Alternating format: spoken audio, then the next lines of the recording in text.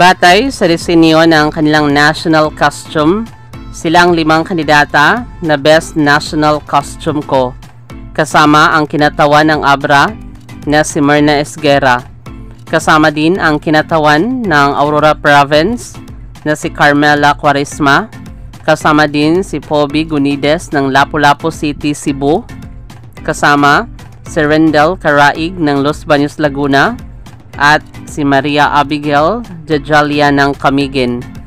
Sino kaya sa kanilang mag-stand out sa upcoming National Costume Competition? Maraming salamat sa panonood. Para maging updated ka, huwag kalimutang mag-subscribe.